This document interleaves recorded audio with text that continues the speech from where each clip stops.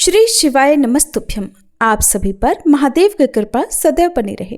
प्रिय श्रोताओं, आज है अगहन यानी मार्गशीर्ष मास के शुक्ल पक्ष का भौम प्रदोष व्रत यानी कि मंगल प्रदोष व्रत, वो पावन तिथि जो समस्त मनोकामनाओं की पूर्ति करती है, सभी बाधाओं का नाश करती है और भगवान शिव की अद्भुत कृपा प्रदान करने के लिए जानी जाती है। मंगलवार का दिन स्वयं मंगल देव का प्रिय और प्रदोष काल भगवान महादेव का परम प्रिय समय है। इसलिए आज का यह योग भक्तों के लिए अत्यंत शुभ, दुर्लभ और सिद्धिदायक है। और आज आप श्रवण करेंगे भौम प्रदोष व्रत की वो दिव्य कथा, जिसके स्मरण मात्र से जीवन के संकट दूर होते हैं, ग्रह दोष शांत होते हैं और घर परिवार में सुख समृद्धि का, शांति का वास होता है। और कथा प्रारंभ करने से पहले आइए हम सब विनम्र भाव से भगवान शिव और मंगल देव के चरणों में प्रार्थना करें। हे भोलेनाथ, हे मंगल देव, हमारी सभी मनोकामनाओं को पूर्ण करें, हमारे पाप, कष्ट और बाधाओं का नाश करें, हमें शुभ कर्म करने की शक्ति प्रदान करें और हम सब के जीवन में सुख, शांति और आनंद का आशीर्वाद दें। इस बार 2 दिसंबर मंगलवार के दिन प्रदोष व्रत रखा जाएगा और प्रदोष काल का समय रहेगा शाम 4:51 से 6:21 तक। भौम प्रदोष व्रत की कथा के अनुसार एक बार एक बूढ़ी माई थी जो भौम देवता यानी मंगल देवता को अपना इष्ट देव मानकर सदैव मंगल का व्रत करती थी और सच्चे मन से मंगल देव का पूजन किया करती थी। उनका एक बेटा था जो मंगलवार को हुआ था, इस कारण उसको मंगलिया के नाम से पुकारा करती थी। मंगलवार के दिन वो न तो अपने घर को लीपती थी और न ही जमीन खोदा करती थी। एक दिन मंगल देवता उन वृद्धा की श्रद्धा की परीक्षा लेने के लिए उनके घर पर साधु का रूप बना कर आए और द्वार पर से आवाज लगाई। तब बूढ़ी माई ने कहा, महाराज क्या आज्ञा है? साधु महाराज कहने लगे कि माई, बहुत भूख लगी है, भोजन बनाना है और मैं अपना भोजन स्वयं बनाऊंगा। इसके लिए तू थोड़ी सी धरती लीप दे तो तेरा पुण्य होगा। ये सुनकर बूढ़ी माई ने कहा, महाराज आज तो मैं मंगलवार की व्रती हूँ, इसलिए मैं चौका नहीं लगा सकती। कहो तो जल का छिड़काव कर दूं, उस पर आप भोजन बना लीजिएगा। साधु महाराज कहने लगे कि मैं तो गोबर से ही लिपे हुए चौके पर खाना बनाता हूँ। तब बूढ़ी माई बोली कि महाराज अगर धरती लीपने के सिवाय और कोई सेवा हो तो वो बताइए, मैं वो सब कुछ कर दूंगी। तब साधु महाराज ने कहा कि सोच समझ कर उत्तर दो, जो कुछ भी मैं कहूँ वो सब तुमको करना होगा। बूढ़ी माई कहने लगी, महाराज धरती लीपने के अलावा आप जो भी आज्ञा देंगे मैं उसका पालन अवश्य करूंगी। बूढ़ी माई ने ऐसे 3 बार बोलकर वचन दे दिया। तब साधु महाराज कहने लगे कि तू अपने लड़के को बुलाकर औंधा लिटा दे, मैं उसकी पीठ पर भोजन बनाऊंगा। साधु महाराज की ये बात सुनकर बूढ़ी माई तो मौन रह गई। तब साधु महाराज ने कहा, बुला अपने लड़के को, अब सोच विचार क्या कर रही है। बूढ़ी माई मंगलिया मंगलिया ऐसा कहकर उसे पुकारने लगी। थोड़ी देर के बाद उनका लड़का आ गया। तब बूढ़ी माई ने कहा, जा बेटे, तुझको बाबा बुला रहे हैं। लड़के ने बाबा जी से जाकर पूछा, क्या आज्ञा है महाराज? बाबा जी ने कहा, जाओ अपनी माता जी को बुला कर लाओ। तब माता जी आ गई तो साधु महाराज बोले कि इसको तू ही लिटा दे। बूढ़ी माई ने मंगल देवता का स्मरण करते हुए लड़के को औंधा लिटा दिया और उसकी पीठ पर अंगीठी रख दी और कहने लगी, हे साधु महाराज, अब जो कुछ आपको करना है आप कीजिए, मैं जाकर अपना काम करती हूँ। साधु महाराज ने लड़के की पीठ पर रखी हुई अंगीठी में आग जलाई और उस पर भोजन बनाया। जब भोजन बन चुका तब साधु महाराज ने बूढ़ी माई से कहा कि अब अपने लड़के को बुलाओ, वो भी आकर भोजन कर ले। तब बूढ़ी माई कहने लगी, ये कैसे आश्चर्य की बात है महाराज कि आपने तो उसकी पीठ पर खुद से आग जलाई और उसी को प्रसाद के लिए बुला रहे हैं। क्या ये संभव है कि अब भी आप उसको जीवित समझते हैं? आप कृपा करके उसका स्मरण मुझको अब मत कराइए और भोग लगाकर जहाँ जाना हो वहाँ जाइए। बूढ़ी माई मन ही मन बहुत दुखी थी। साधु महाराज के बार बार आग्रह करने पर बूढ़ी माई ने जैसे ही मंगलिया मंगलिया ऐसा कहकर आवाज लगाई। तुरंत ही एक ओर से दौड़ता हुआ उनका लड़का आ गया। साधु महाराज ने उस लड़के को प्रसाद दिया और कहा, माई, तेरा व्रत सफल हो गया है। तेरे हृदय में दया है और अपने इष्ट देव में अटल श्रद्धा है। इस कारण तुमको और तुम्हारे पुत्र को कभी कोई कष्ट नहीं पहुंचेगा। ऐसा कहकर मंगल देवता वहीं अंतर्ध्यान हो गए। ऐसी है मंगल प्रदोष व्रत की महिमा। भक्तों के जैसे संकट होते हैं वो सभी मंगल देव दूर करते हैं। प्रदोष व्रत सभी नवग्रहों के दोषों को दूर करने और नवग्रहों की कृपा पाने के लिए रखे जाते हैं। कुंडली में जैसा भी ग्रह दोष हो वो नवग्रहों की पूजा करने या नवग्रहों की कथा सुनने से दूर हो जाता है। तो आइए अब बड़ी ही श्रद्धा के साथ सुनते हैं नवग्रहों की कथा, और इसके अंत में आप ऋण मोचन मंगल स्तोत्र का पाठ भी सुनेंगे। ज्योतिष शास्त्र में नवग्रहों को बहुत ही महत्वपूर्ण माना जाता है, क्योंकि इन्हीं ग्रहों की चाल के कारण सभी राशियों के जीवन पर सकारात्मक या नकारात्मक प्रभाव पड़ते हैं। लेकिन कथा सुनाने से पहले आपको नवग्रहों के माता पिता के बारे में भी बताते हैं कि इन सभी नवग्रहों के माता पिता कौन हैं। ज्योतिष विज्ञान में ग्रह और उनकी दशा का विशेष महत्व है। ये सभी नवग्रह किसी न किसी क्षेत्र जैसे शिक्षा, ज्ञान, धन, लाभ, हानि इनका प्रतिनिधित्व करते हैं। सबसे पहले ग्रह की बात करते हैं सूर्य। सूर्य देव के पिता का नाम कश्यप है और इनकी माता अदिति हैं। पंच देवताओं में सूर्य देव का विशेष महत्व है।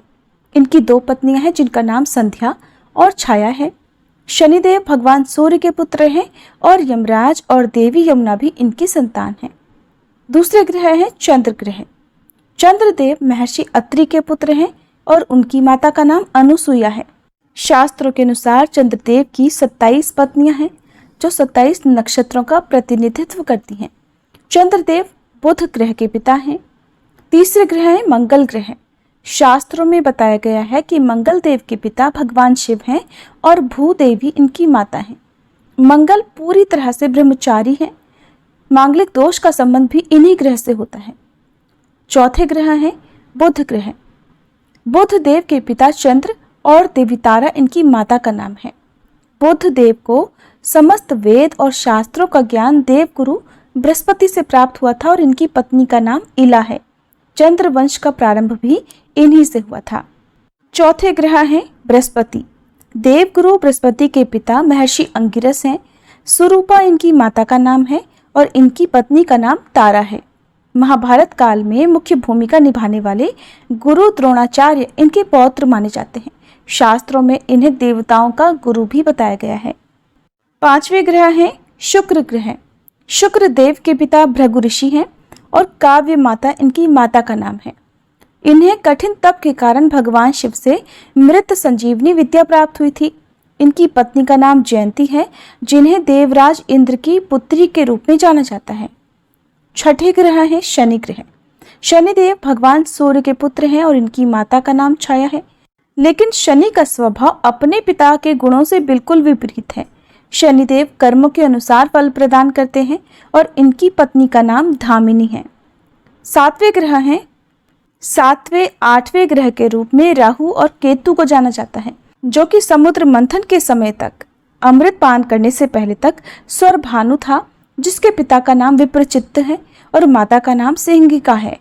राहु की 2 पत्नियां हैं जिनका नाम नागवल्ली और नागकणी है। इनका वाहन काले अश्वों वाला रथ है। वहीं स्वरभानु दैत्य के धड़ से केतु उत्पन्न हुए थे जिनका वाहन चील है। ये तो था सभी नवग्रहों का परिचय। अब सुनिए नवग्रहों की कहानी। एक बार की बात है, किसी गांव में एक भाई बहन रहते थे। बहन का विवाह हो चुका था, तो एक दिन भाई अपनी बहन से मिलने के लिए उसकी ससुराल जा रहा था।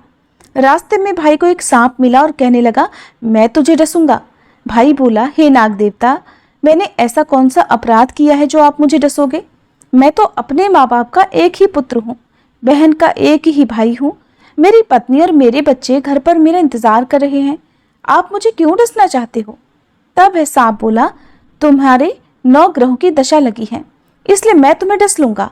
जब सांप किसी भी तरह राजी नहीं हुआ तो वह बोला कि ठीक है, मैं अपनी बहन के घर उससे मिलने जा रहा हूँ।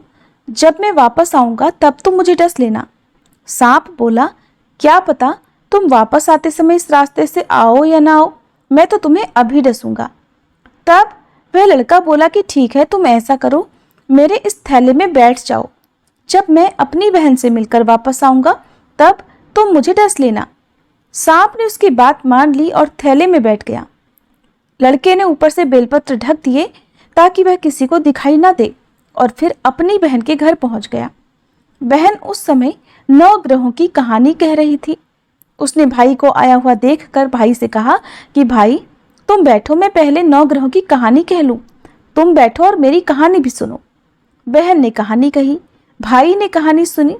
जीवों की, जानवर की, हाथी की, घोड़े की, कुत्ते की, बिल्ली की, भाई की, बहन की, घर के धनी की, बेटी जवाई की, देवरानी जिठानी की, सास ससुर की, संग की, सहेली की, सबके ग्रह शांत हो जाएं।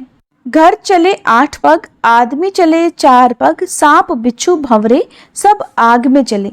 ऐसे भाई को कहानी सुनाकर बहन खड़ी हो गई और भाई के पास रखे थैले को देखकर भाई से बोली, भाई थैले में क्या लाए हो? इससे पहले कि भाई कुछ कहता, उसने वह थैला उठाया और घर के अंदर ले गई। थैला खोलकर देखा तो बेलपत्र, केले और संतरे बन गए और सांप एक चमचमाता हुआ हार बन गया। जब हार पहनकर वह बहन बाहर आई तो बहन के गले में चमचमाता हार देखकर भाई बोला, बहन इतना कीमती हार तुम कहाँ से लाई हो? बहन बोली, भाई तुम ही तो लाए हो मेरे लिए। थैले में केले और संतरे के साथ हार भी तो था। भाई ने सुना तो हैरान रह गया और बोला, बहन उसमें हार नहीं बल्कि मेरी मृत्यु का सामान था। ऐसा कहकर उसने सारी बात अपनी बहन को बताई और फिर कहने लगा कि बहन ये तेरे ही 9 ग्रहों की कहानी का प्रभाव है जो वह सांप हार बन गया। अब ये हार तू ही रख ले। कुछ दिनों के बाद बहन के घर रहने के बाद जब भाई वापस चलने लगा तो बहन बोली, भाई तुम्हारे 9 ग्रहों की दशा लगी है, तुम घर जाकर भाभी से कहना कि वो 9 ग्रहों की कहानी कहे। ऐसा कहकर उसने अपने भाई को विदा किया। भाई जब अपने घर पहुंचा और जाकर अपनी पत्नी से बोला कि सुनो, हमारे 9 ग्रहों की दशा लगी है, हम नवग्रह की कहानी रोज कहा करेंगे। मैं कहूँगा और तुम सुनना, तुम कहोगी तो मैं सुनूंगा। फिर बोला, जाओ 1 लोटा जल का भरकर लाओ, साथ में चावल और चीनी के दाने भी लेकर आओ। उसकी पत्नी सारी सामग्री ले आई।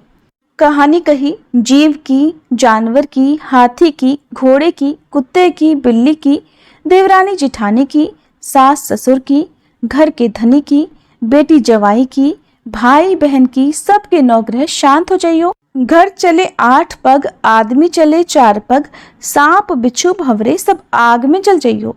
सभी 9 ग्रहों को नमस्कार है। जैसे 9 ग्रहों की दशा भाई की उतरी वैसे ही इस कहानी को कहते सुनते और हुंकारा भरते सब की उतरे। सब पर 9 ग्रहों की कृपा बनी रहे। एक बार व्यास जी ने कहा कि एक बार नैमिषारण्य तीर्थ में 88,000 मुनि एकत्रित होकर पुराणों के ज्ञाता श्री सूत जी महाराज से पूछने लगे, हे महामुने, आपने हमें अनेक पुराणों की कथाएं सुनाई हैं। आप कृपा करके हमें ऐसा व्रत और कथा बताइए जिसके करने से संतान की प्राप्ति हो और मनुष्यों को रोग, शोक, अग्नि, सर्व दुख आदि का भय दूर हो, क्योंकि कलयुग में तो सभी जीवों की आयु बहुत कम है। फिर इस पर उन्हें रोग, चिंता, कष्ट लगे रहते हैं, तो ऐसे में वह अपना ध्यान श्री हरि के चरणों में भला कैसे लगा सकेंगे। तब श्री सूत जी बोले, हे मुनियों, आपने लोक कल्याण के लिए बहुत ही उत्तम बात पूछी है। एक बार धर्मराज युधिष्ठिर ने भगवान श्री कृष्ण से लोक कल्याण के लिए यही प्रश्न किया था। भगवान श्री कृष्ण और युधिष्ठिर के बीच जो वार्तालाप हुआ था, जो संवाद हुआ था, वो तुम्हारे सामने कहता हूँ, ध्यान देकर सुनो। एक समय पांडवों की सभा में श्री कृष्ण जी बैठे हुए थे। तब युधिष्ठिर महाराज ने भगवान श्री कृष्ण से प्रश्न किया, हे गोविंद, हे माधव, आपने मुझे अनेकों कथाएं सुनाई हैं। आज आप कृपा करके ऐसा व्रत या कथा सुनाइए जिसके करने से मनुष्य को रोग, चिंता का भय दूर हो और उसे पुत्र की प्राप्ति हो। हे प्रभु, बिना पुत्र के जीवन व्यर्थ है। पुत्र के बिना मनुष्य नरकगामी होता है। पुत्र के बिना मनुष्य पितृ ऋण से छुटकारा नहीं पा सकता और न ही उसका पुन्नग नामक नरक से उद्धार हो सकता है। इसलिए पुत्रदायक व्रत बतलाइए। तब भगवान श्री कृष्ण इस प्रकार बोले, हे राजन, मैं एक प्राचीन इतिहास सुनाता हूँ, आप उसे ध्यानपूर्वक सुनो। कुंडलपुर नामक एक नगर था। उसमें नंदा नामक एक ब्राह्मण रहा करता था। भगवान की कृपा से उसके पास सब कुछ था, फिर भी वह बहुत दुखी था। इसका कारण यह था कि ब्राह्मण की पत्नी सुनंदा की कोई संतान नहीं थी। सुनंदा पतिव्रता थी, भक्तिपूर्वक श्री हनुमान जी की आराधना किया करती थी। मंगलवार के दिन व्रत करके अंत में भोजन बनाकर हनुमान जी को भोग लगाने के बाद स्वयं भोजन करती थी। एक बार मंगलवार के दिन वह ब्राह्मणी घर के काम की अधिकता के कारण हनुमान जी को भोग न लगा सकी, तो उसे इस बात पर बहुत दुख हुआ। उसने कुछ भी नहीं खाया और मन में प्रतिज्ञा की कि अब तो अगले मंगलवार को ही हनुमान जी को भोग लगाकर मैं अन्न जल ग्रहण करूंगी।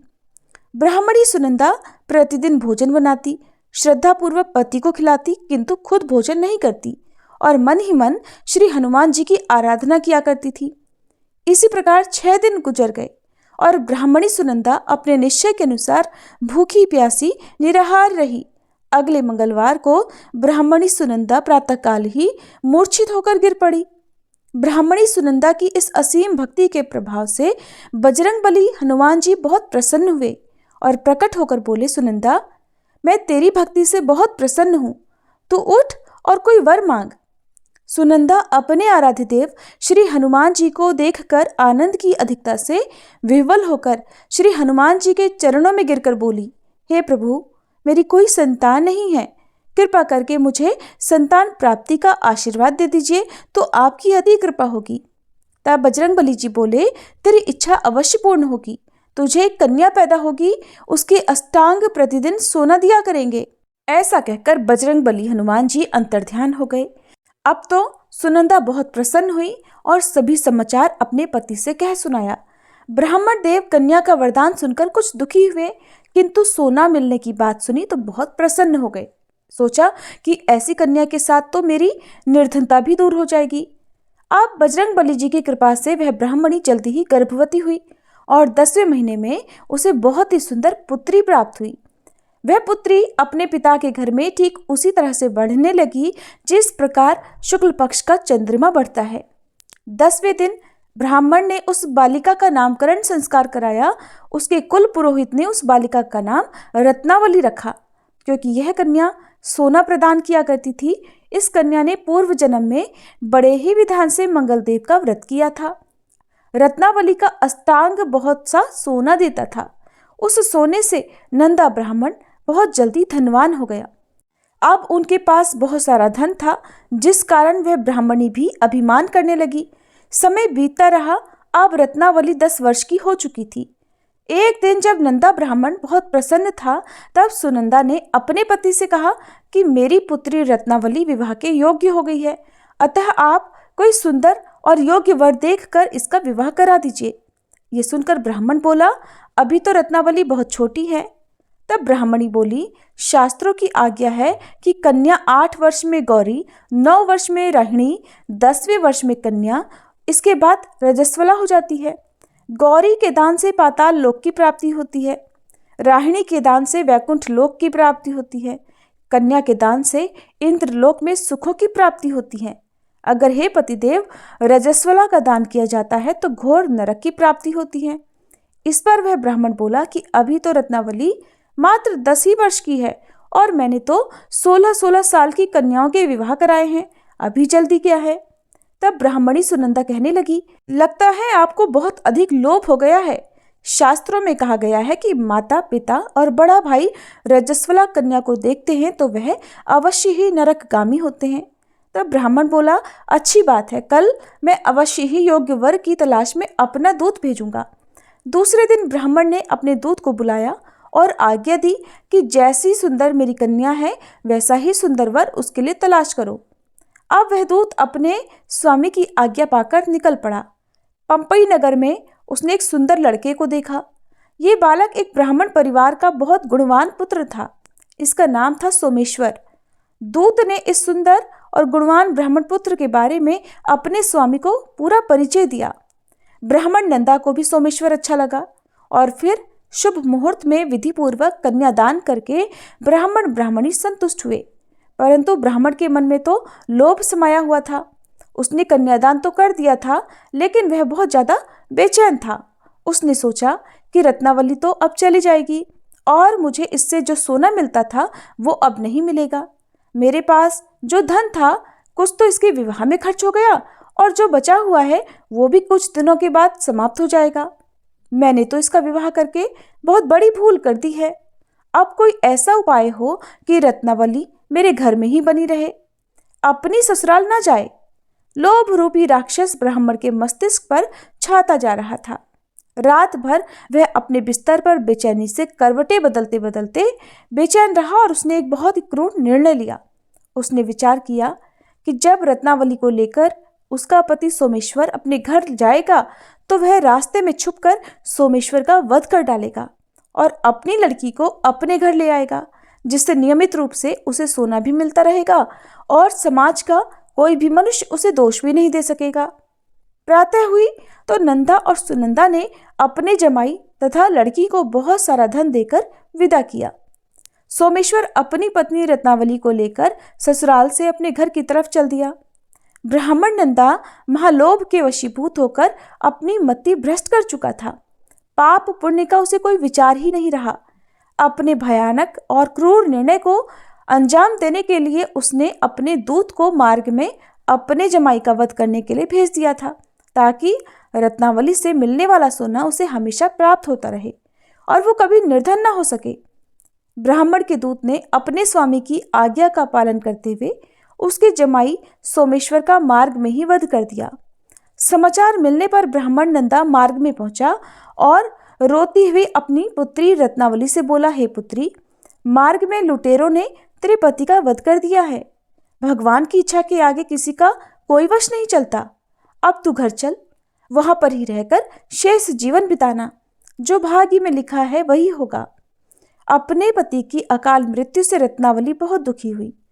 करुण क्रंदन और रोते हुए वह अपने पिता से कहने लगी कि हे पिताजी, इस संसार में जिस स्त्री का पति नहीं है उसका तो जीना व्यर्थ है। मैं अपने पति के साथ ही अपने शरीर को जला दूंगी और सती होकर अपने इस जन्म को, माता पिता के नाम को और सास ससुर के यश को सार्थक करूंगी।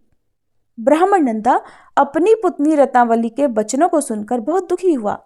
सोचने लगा, मैंने तो व्यर्थ ही जमाई वध का पाप अपने सिर ले लिया। रत्नावली तो उसके पीछे अपने प्राण तक देने को तैयार है। मेरा तो दोनों तरफ से मरण हो गया। धन तो अब मिलेगा नहीं, जमाई वध के पाप के फलस्वरूप अब यम यातना भी भुगतनी पड़ेगी। यह सोचकर वह बहुत खिन्न हो गया। सोमेश्वर की चिता बनाई गई। रत्नावली सती होने की इच्छा से अपने पति का सिर अपनी गोद में रखकर चिता में बैठ गई। जैसे ही सोमेश्वर की चिता को अग्नि लगाई गई, वैसे ही प्रसन्न होकर मंगलदेव वहां प्रकट हुए और बोले, हे रत्नावली, मैं तेरी पति भक्ति से बहुत प्रसन्न हूँ, तू वर मांग। रत्नावली ने अपने पति का जीवन दान मांग लिया। तब मंगलदेव बोले, रत्नावली, तेरा पति अजर अमर है, ये महाविद्वान भी होगा और इसके अलावा तेरी जो इच्छा हो वो वर मांग। तब रत्नावली बोली, हे ग्रहों के स्वामी, यदि आप मुझ पर प्रसन्न हैं तो मुझे ये वरदान दीजिए कि जो भी मनुष्य मंगलवार के दिन प्रातःकाल लाल पुष्प, लाल चंदन से पूजा करके आपका स्मरण करे, उसे कोई रोग व्याधि न हो, स्वजनों का कभी वियोग न हो, सर्प, अग्नि और शत्रुओं का कोई भय न रहे, और जो स्त्री मंगलवार का ये व्रत करे वो कभी विधवा न हो। तब मंगलदेव तथास्तु कहकर वहीं अंतर्ध्यान हो गए। सोमेश्वर मंगलदेव की कृपा से जीवित हो उठा। अब रत्नावली अपने पति को पुनः प्राप्त कर बहुत प्रसन्न हुई और मंगलदेव का व्रत वह प्रत्येक मंगलवार को करके व्रतराज और मंगलदेव की कृपा से इस लोक में सुख ऐश्वर्य को भोगते हुए अंत में अपने पिता के साथ स्वर्गलोक को गई। श्री ऋणमोचक मंगल स्तोत्र पाठ मंगलदेव को समर्पित है। इस स्तोत्र के पाठ से कर्ज से मुक्ति मिलती है, आर्थिक समस्याएं दूर होती हैं। इस स्तोत्र में मंगलदेव जी के सभी 21 नामों का वर्णन मिलता है। मंगलदेव का संबंध हनुमान जी से है और हनुमान जी सभी प्रकार की समस्याओं से छुटकारा दिलाने वाले देवता माने जाते हैं।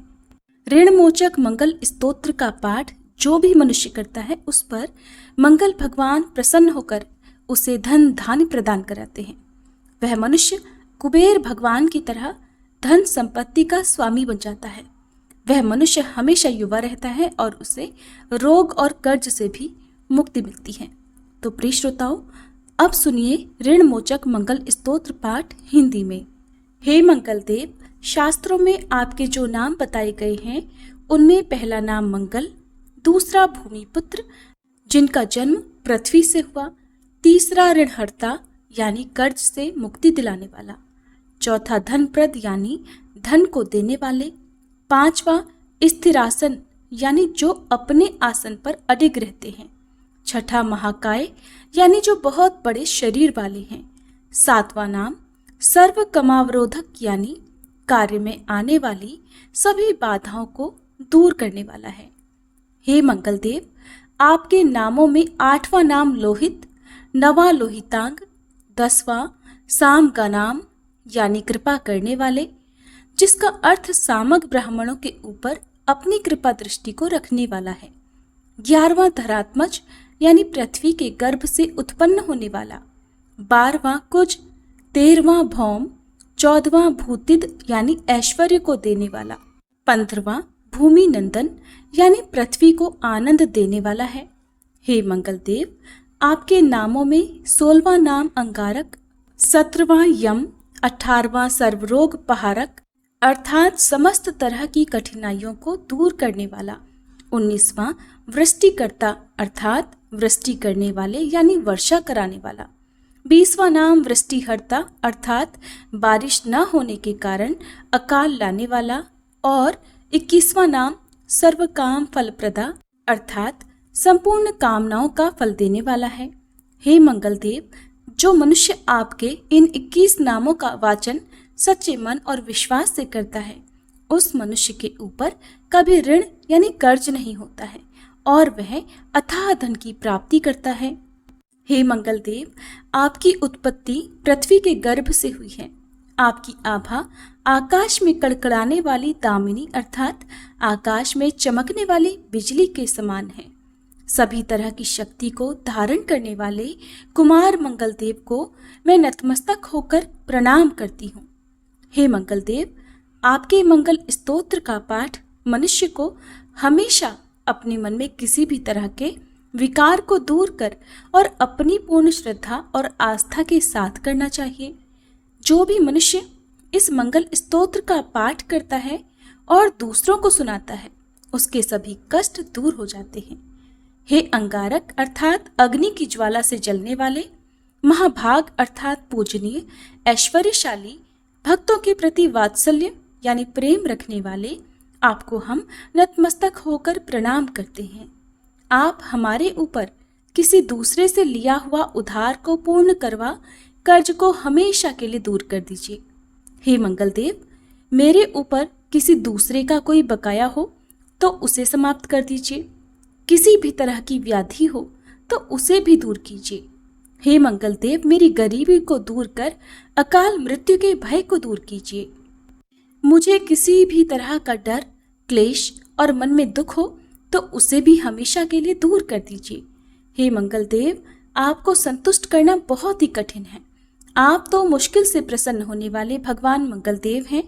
आप जब किसी पर भी अपनी कृपा की बारिश करते हैं तो उसे समस्त प्रकार के सुख समृद्धि प्रदान कर देते हैं। जब आप किसी पर नाराज होते हैं तो उसकी सार्वभौम सत्ता को भी तहस नहस कर डालते हैं। हे महाराज, आप जब भी किसी से नाराज होते हैं तो अपनी अनुकृपा दृष्टि से उसे हीन कर देते हैं। आप अप्रसन्न होने पर ब्रह्मा जी, इंद्रदेव और श्री विष्णु जी के भी साम्राज्य संपत्ति को नष्ट कर सकते हैं। फिर मेरे जैसे साधारण मनुष्य की तो बात ही क्या है। प्रभु, आप सबसे शक्तिशाली और सबसे बड़े राजा हैं। हे भगवान, मैं आपसे प्रार्थना करती हूँ कि आप मुझे संतान के रूप में पुत्र प्रदान करें। मैं आपके द्वार पर आई हूँ। आप मेरी मनोकामना को पूर्ण करें। मेरे ऊपर किसी भी तरह से किसी दूसरे से उधार लिया हुआ धन न रहे। मुझे कभी दूसरों के आगे हाथ फैलाना न पड़े। मेरी गरीबी को दूर कीजिए और मेरे सभी तरह के कष्ट और क्लेशों का नाश कीजिए। जो मेरे शत्रु बन चुके हैं उनके डर से मुझे आप मुक्त कराइए। जो भी मनुष्य इन 12 श्लोकों वाले ऋणमोचक मंगल स्तोत्र से मंगल देव की वंदना करता है, उस मनुष्य पर मंगल भगवान प्रसन्न होकर उसे धन धान्य प्रदान करते हैं। वह मनुष्य कुबेर भगवान की तरह धन संपत्ति का स्वामी बन जाता है। वह मनुष्य हमेशा युवा रहता है। श्री ऋणमोचक मंगल स्तोत्र के उच्चारण मात्र से मनुष्य को किसी भी तरह के कर्ज से मुक्ति मिल जाती है। अगर कोई मनुष्य अपने जीवन काल में अपनी आवश्यकताओं की, अपनी कामनाओं की पूर्ति के लिए किसी दूसरे मनुष्य से कर्ज लिया होता है और किसी कारणवश कर्ज चुका पाने में असमर्थ हो जाता है, तो उसे ऋणमोचक मंगल स्तोत्र का पाठ करना चाहिए। कर्ज में डूबे हुए मनुष्य इस ऋणमोचक मंगल स्तोत्र का जाप श्रद्धा और विश्वास के साथ से नियमित रूप से करता है तो उसे कर्ज से मुक्ति मिल जाती है। ऋणमोचक मंगल स्तोत्र पाठ समाप्त। सभी मिलकर प्रेम से बोलिए मंगल देव की जय। जय गणेश गिरिजा सुवन मंगल मूल सुजान, कहत अयोध्या दास तुम देहु अभय वरदान। जय गिरिजापति दीन दयाला, सदा करत संतन प्रतिपाला। भाल चंद्रमा सोहत नीके, कानन कुंडल नाग फनी के। अंग गौर शिर गंग बहाए, मुंड माल तन क्षार लगाए। वस्त्र खाल बाघांबर सोहे, छवि को देखी नाग मन मोहे। मैना मातु की हवे दुलारी, वाम अंग सोहत छवि न्यारी। कर त्रिशूल सोहत छवि भारी, करत सदा शत्रुन क्षयकारी। नंदी गणेश सोहित है कैसे, सागर मध्य कमल है जैसे। कार्तिक श्याम और गणराऊ, या छवि को कही जात न काऊ। देवन जब ही जाय पुकारा, तब ही दुख प्रभु आप निवारा। किया उपद्रव तारक भारी, देवन सब मिली तुम ही जुहारी।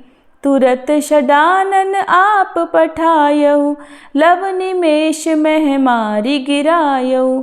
आप जलंधर असुर संहारा, सुयश तुम्हार विदित संसारा।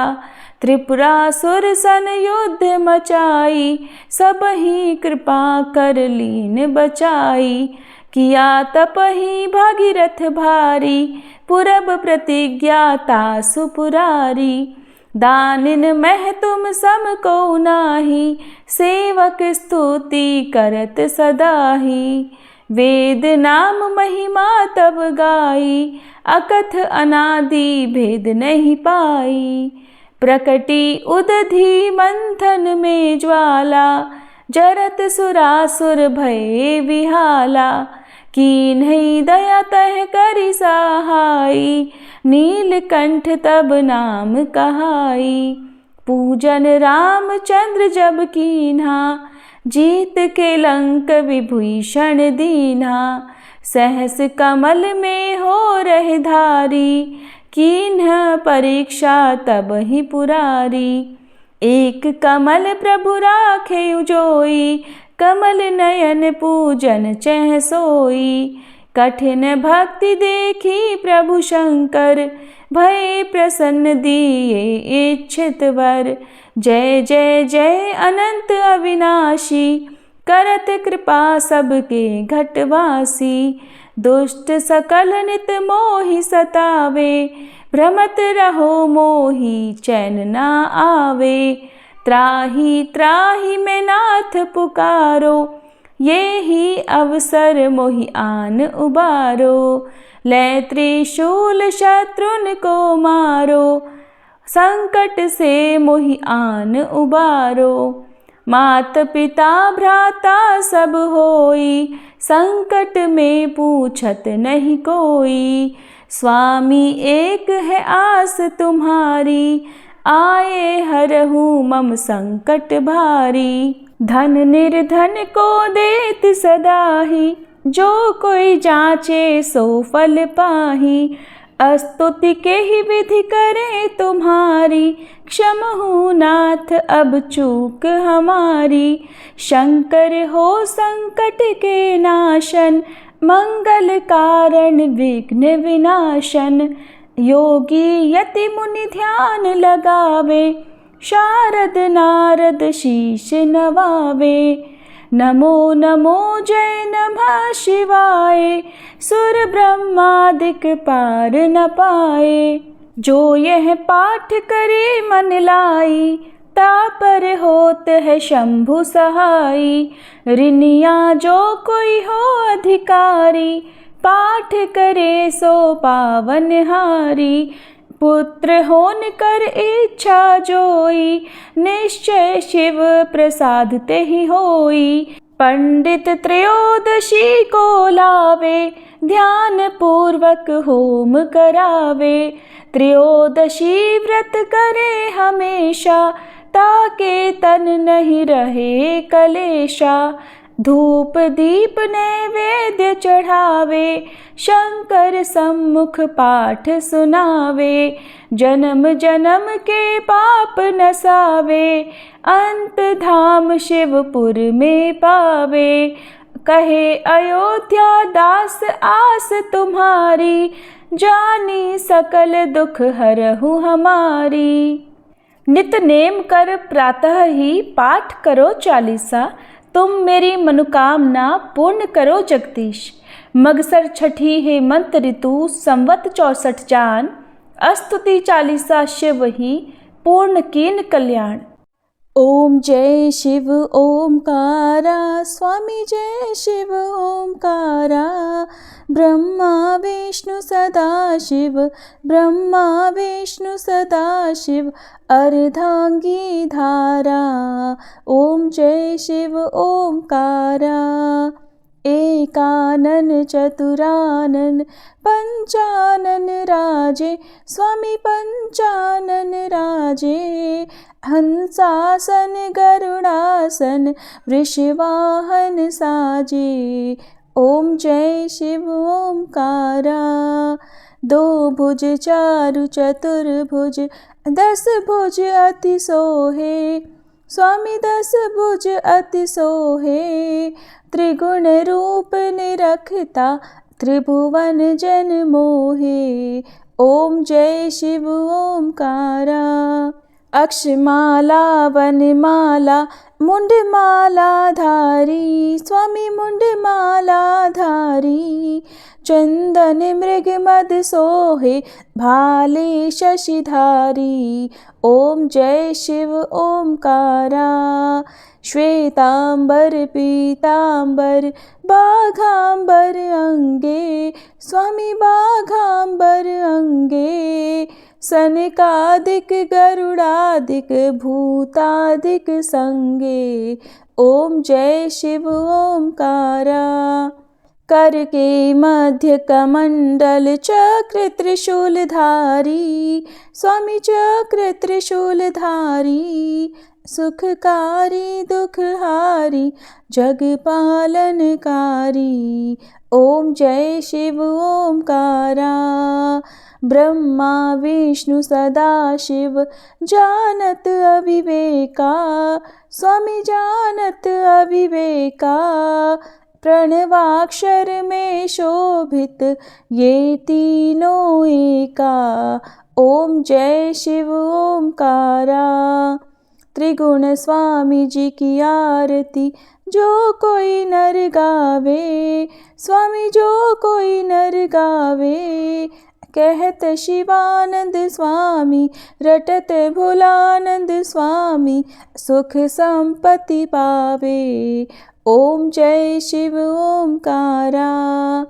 ओम जय शिव ओमकारा, स्वामी जय शिव ओमकारा। ब्रह्मा विष्णु सदा शिव, अर्धांगी धारा। ओम जय शिव ओमकारा।